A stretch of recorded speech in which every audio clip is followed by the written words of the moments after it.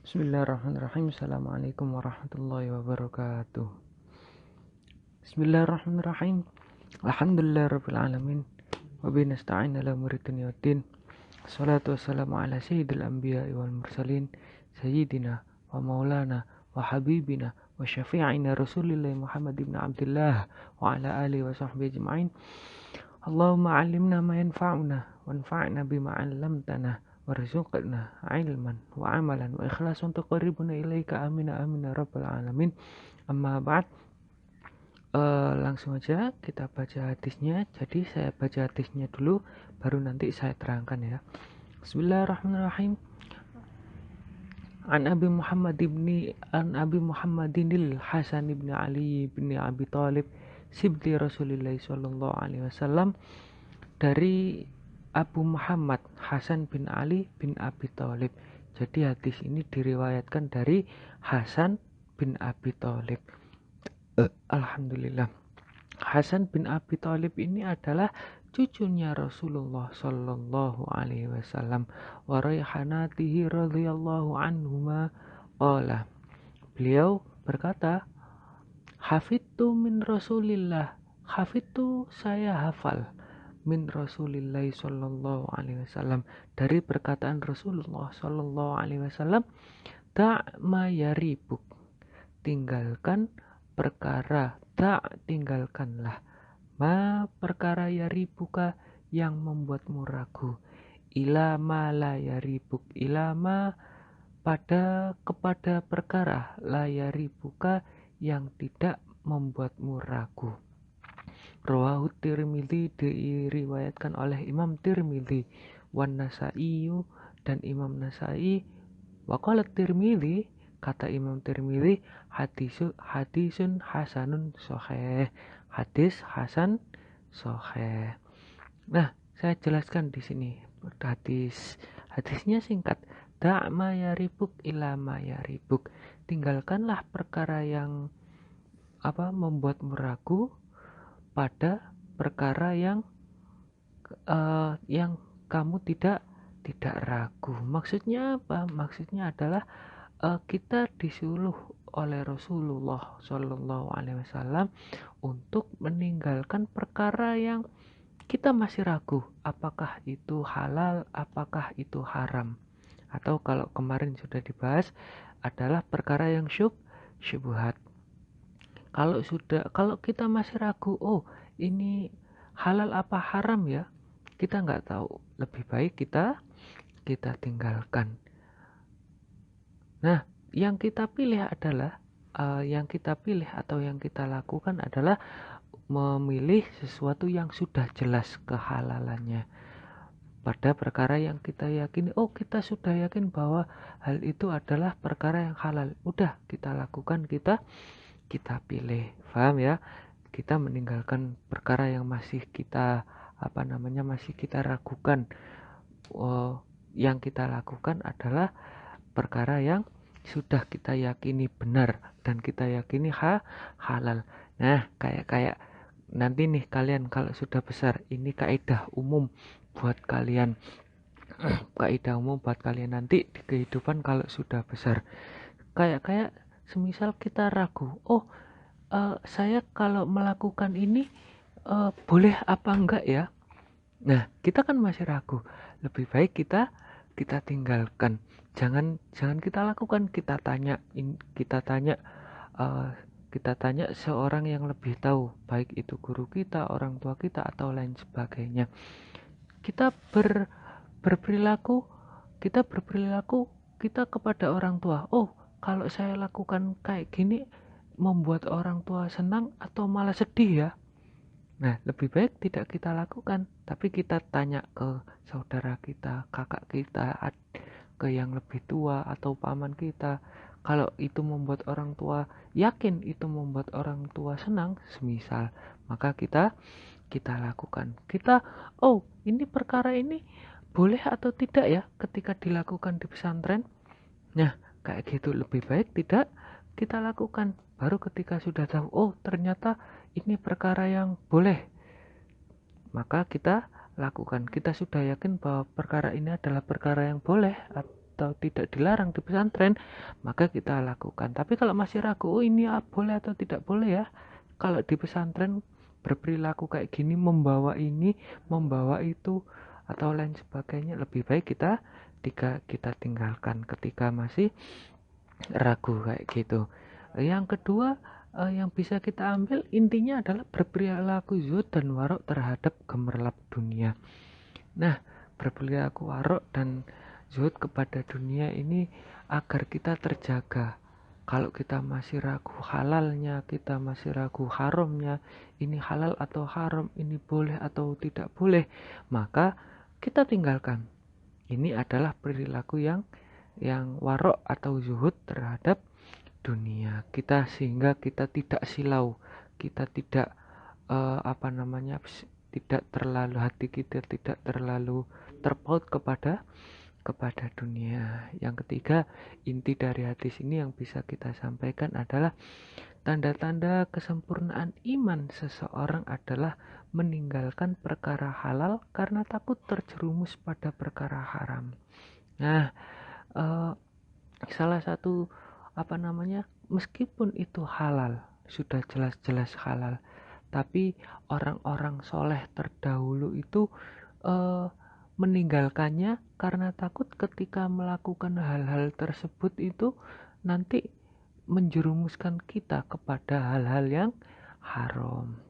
Contohnya kita boleh untuk main-main di internet, main-main lihat browsing di internet, kita boleh nonton, sebenarnya kita boleh nonton film dan lain sebagainya. Tetapi kalau orang-orang soleh terdahulu itu meninggalkan hal-hal yang haram agar tidak terjerumus dari hal yang meninggalkan hal-hal yang halal agar tidak terjerumus pada hal-hal yang haram.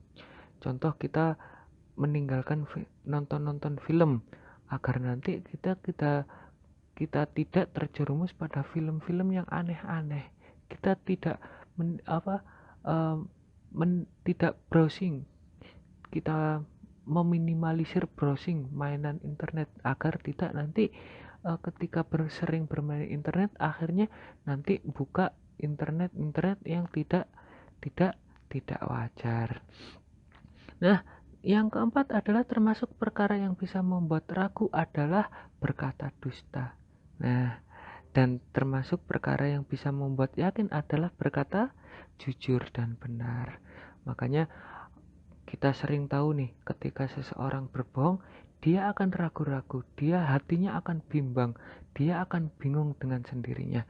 Lah, maka biar hati kita tidak ragu, tidak bimbang, kita harus berkata jujur. Saya nggak bohong kok, yang saya katakan tidak bohong. Orang yang jujur dan benar, hatinya selalu yakin. Kalau ada yang salah, disalahin. Kalau ada yang benar, dibenerin. Ngerasa nggak salah tapi dihukum. Saya berkata, Pak, saya tidak melakukan hal ini. Bu, saya tidak melakukan hal ini. Tapi coba orang yang suka berbohong, bilangnya belajar tapi nggak belajar, main HP contohnya, itu nanti bisa timbul rasa ragu-ragu di dalam hati. Oke, kita lanjut ke hadis berikutnya. Bismillahirrahmanirrahim. An Abi Hurairah radhiyallahu anhu qala Rasulullah sallallahu alaihi wasallam, min husni islamil mar'i tarkuhu ma la ya'ni.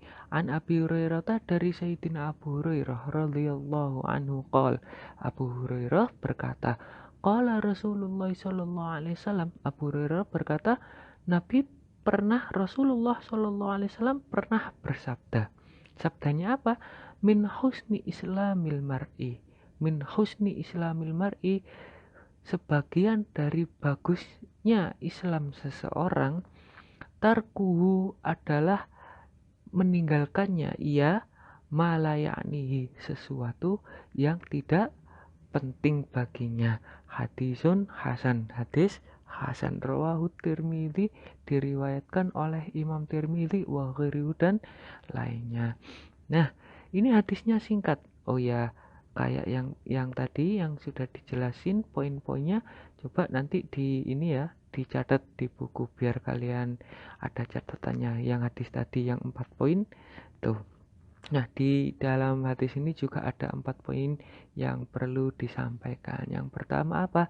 Tanda kesempurnaan iman dan Islam seseorang adalah meninggalkan perkara yang tidak penting. Hal-hal yang sekiranya ya nggak begitu penting lah, lebih baik ditinggalkan aja.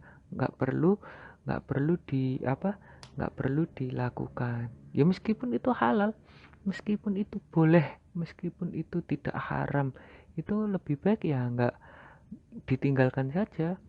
Nah, kayak gitu. Jadi tadi perilaku seperti ini yang diterapkan pada orang-orang salaf soleh terdahulu. Ini poin yang pertama. Artinya ya, poin pertama itu lebih banyak ke artinya. Yang poin kedua, hal yang penting adalah apa sih hal yang penting itu?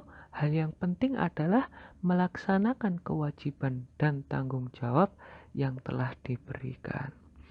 Nah, kita nih sekarang hal yang terpenting dalam kalian, semisal kalian kan seorang siswa, seorang santri. Hal yang paling penting bagi kalian adalah apa kewajiban kalian? Kewajiban kalian adalah belajar. Kewajiban dan tanggung jawab kalian adalah belajar, mencari ilmu. Itu hal yang terpenting buat kalian. Sekarang di masa kalian sekolah dan kalian menyantri, ini adalah hal terpenting dari kalian. Jadi selain belajar, selain selain mencari ilmu, menggali pengalaman di pesantren, itu lebih baik ditinggalkan aja. Contoh, di pesantren nih suka ngegosip contohnya. Nah, suka ngegosip, suka ngobrol-ngobrol yang dibahas pembahasan yang tidak jelas pembahasannya, maka lebih baik kita tinggalkan karena itu bukan hal yang penting. Hal yang terpenting dalam diri kita sekarang, kalian sebagai murid, kalian sebagai santri adalah belajar, mencari ilmu dan menggali ilmu. Yang ketiga, ini yang ketiga nih. Salah satu tanda Allah sayang kepada hambanya adalah membuatnya sibuk pada hal-hal yang penting. Pada hal-hal yang penting, alhamdulillah kalian sekarang masa-masa sekolah, masa-masa mencari ilmu. Kalian sama Allah masih disayang oleh Allah Subhanahu wa taala. Karena kalian masih bisa sekolah, kalian masih bisa untuk mencari ilmu, masih bisa belajar. Coba ini salah satu tandanya ya, coba kita lihat, ada orang-orang yang seumuran kita, yang seumuran sekolah, seumuran belajar, tapi berada di jalan ngamen, mengemis, membantu orang tuanya bekerja, tidak bisa sekolah. Alhamdulillah, berarti kita ini semua ini masih disayang oleh Allah Subhanahu wa taala. Nah, karena kita masih disayang oleh Allah Subhanahu wa taala, diberikan kesempatan untuk belajar, diberikan kesempatan untuk menyantri di pesantren Al-Azhar, maka tanggung jawab kita, kewajiban kita di pesantren, di sekolah adalah belajar. Apa yang menyibukkan kita dari belajar, dari dari mencari ilmu, kita tinggalkan. Yang keempat, apa sih perkara yang tidak penting? Ya, perkara yang tidak penting ya selain perkara yang penting, selain melakukan kewajiban dan tanggung jawab yang telah diberikan, itu bukan perkara penting. Perkara yang contohnya kalau yang di sini yang saya tulis, perkara yang tidak penting adalah perkara yang tidak memiliki manfaat duniawi maupun ukhrawi. Kita nih contohnya main game. Nah, contohnya main game. Ketika kita main game, manfaatnya apa coba bagi dunia kita? Menghasilkan uang? Tidak. Mendapatkan pahala? Tidak. Kita kurangi untuk bermain game. Yang cewek-cewek, baik cewek maupun cowok, suka lihat TikTok. Nah, suka lihat Instagram. lihat di ininya Instagram, suka bermain Facebook. Itu kan perkara-perkara yang suka nonton film Korea contohnya. Nah, perkara-perkara kayak gitu kan tidak menimbulkan manfaat bagi dunia maupun akhirat kita. Beda kalau kita sholat, kita mendapatkan pahala. Beda kalau kita belajar, kita mendapatkan ilmu. Maka bisa mungkin kita meninggalkan perkara-perkara yang tidak penting. Selama itu, coba acuannya gini, selama itu bisa bermanfaat bagi dunia kita, contohnya menghasilkan uang, rizki, atau menghasilkan ilmu, menghasilkan pengalaman, itu kan hal-hal duniawi yang nantinya akan bermanfaat pada kita, maupun yang kita lakukan adalah perkara yang memiliki manfaat di akhirat nanti kelak. Di akhirat, oh kita bersedekah, oh kita sholat berjamaah, itu hal-hal penting yang ada di dalam hidup kita. Itu sebagian contoh. Kita lanjut ke selanjutnya, hadis selanjutnya. An Abi Hamzah, dari Abu Hamzah Anas bin Malik radhiyallahu an. Hadis yang ketiga ini diriwayatkan oleh Sayyidina Anas bin Malik, khatimi Rasulillah, yang menjadi khatim, yang membantu Nabi, yang membantu Rasulullah sallallahu alaihi wasallam. Anin Nabi, diriwayatkan dari Nabi sallallahu alaihi wasallam. Salawatnya mana? Kok nggak kedengeran salawatnya? La yu'minu, tidaklah beriman sempurna ahadukum, salah seorang kalian, hatta yuhibba li akhihi, hatta yuhibba, sehingga mencintai li akhihi, untuk saudaranya, ma yuhibbu, sesuatu yang ia sukai, li nafsihi, untuk dirinya sendiri. Rawahul Bukhari, diriwayatkan oleh Imam Bukhari, wa Muslim, dan Imam Muslim. Nah, pada hadis ini ada beberapa poin penting yang perlu kalian ketahui dan kalian catat di dalam buku. Yang pertama, apa tanda kesempurnaan iman dan Islam seseorang adalah mencintai untuk saudaranya apa yang ia cintai untuk dirinya sendiri. Apa itu contohnya? Apa itu maksudnya? Maksudnya adalah ini, dijelaskan poin kedua, berbuat baik pada orang lain sebagaimana kita suka atau ia suka jika orang lain berbuat baik pada kita. Kita suka nih kalau ditolong sama orang lain. Kita kesusahan, ketika kita kesusahan, kita pengen atau kita suka untuk ditolong orang lain. Kita senang ditolong orang lain ketika kesusahan. Maka ketika kita melihat orang lain kesusahan, orang lain membutuhkan pertolongan, ya kita bantu. Seperti itu ya. Kita suka nih ketika contoh kalian di pesantren Al-Azkar, ketika kita nggak paham pelajaran, kita seneng ada teman lain yang ngajari kita, oh ini rumusnya kayak gini, kita kan seneng kayak gitu lah. Sebagaimana ia suka kalau diajari, ketika tidak bisa, maka seharusnya kita juga melakukan hal tersebut pada orang. Oh saya suka dibantu, suka diajari ketika nggak tahu, yaudah kita membantu orang lain, menjelaskan ke teman kita apabila teman kita ada yang belum paham. Apa yang kita lakukan, apa yang suka kita lakukan pada orang lain, ya kita lakukan. Apa yang orang lain suka, perilaku orang lain yang berbuat baik pada kita, sesuatu pada kita, ya kita lakukan pada orang lain. Kayak gitu. Sebaliknya, tidak berbuat jahat pada orang lain sebagaimana ia tidak ingin orang lain berbuat jahat padanya. Kita nih nggak suka ada teman kita yang mengolok kita, ya udah kita nggak mengolok orang orang lain. Kita kan nggak seneng kalau ada orang lain mengganggu kita. Ya udah, kita nggak mengganggu orang lain. Ketika kita sudah bisa seperti itu, maka iman kita atau kepercayaan kita, Islam kita, agama kita sudah sempurna. Kita nggak suka dibully, kita nggak suka dibully sama teman kita atau sama orang lain. Ya udah, nggak usah membuli orang lain, kayak gitu ya.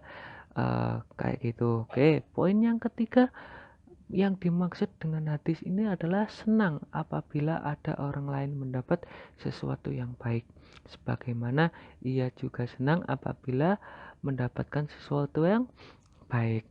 Nah, dan juga sebaliknya, sedih apabila orang lain tertimpa sesuatu yang buruk, sebagaimana ia juga sedih apabila tertimpa hal buruk.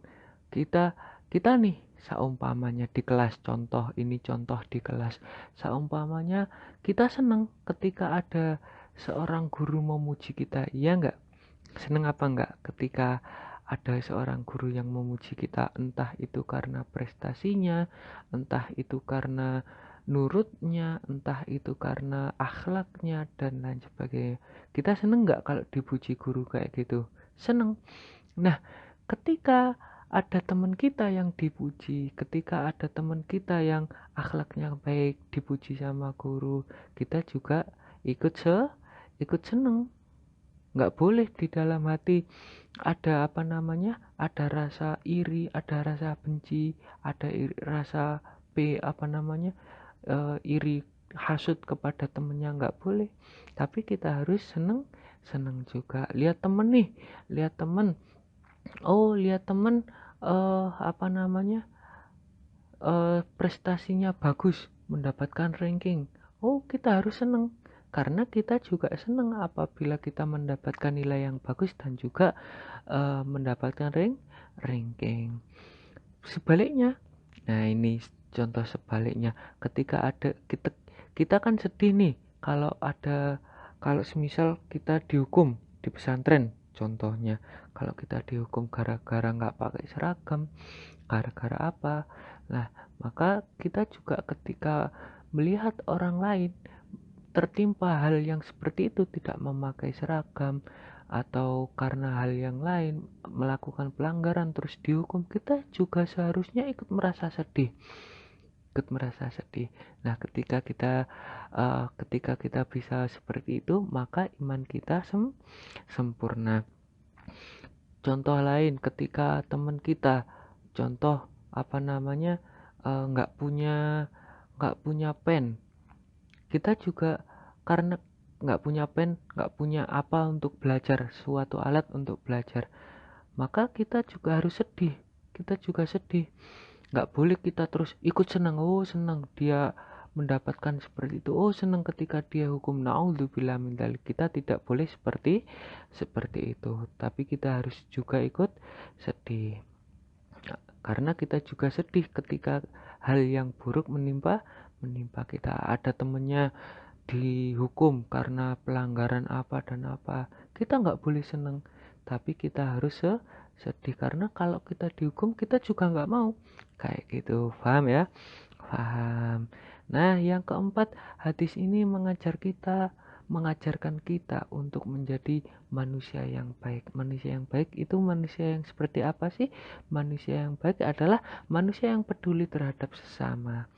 Peduli terhadap sesama maksudnya bagaimana?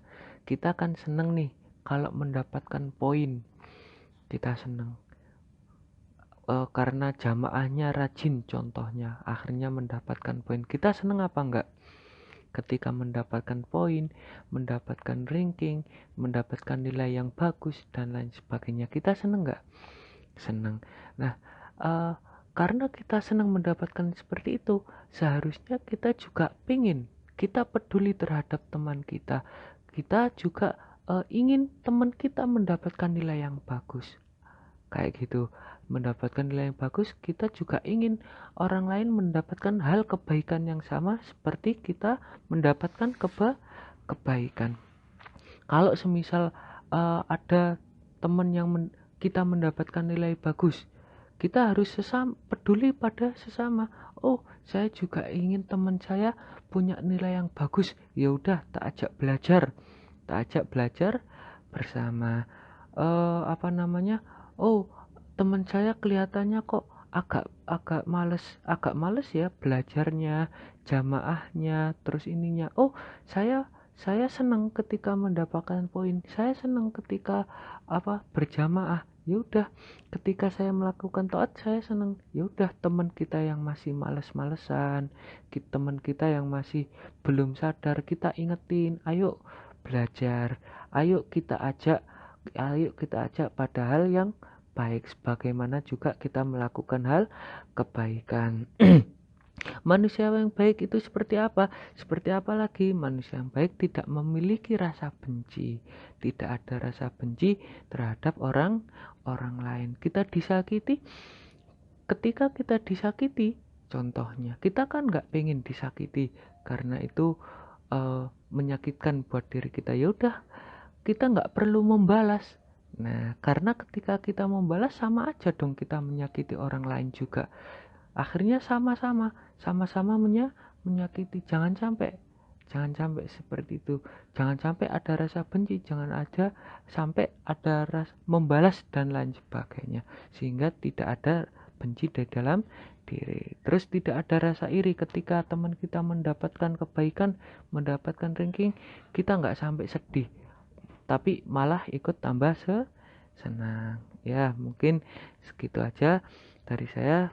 Assalamualaikum warahmatullahi taufik wasallallahu ala sayyidina Muhammadin wa ala alihi wasallam. Assalamualaikum warahmatullahi wabarakatuh.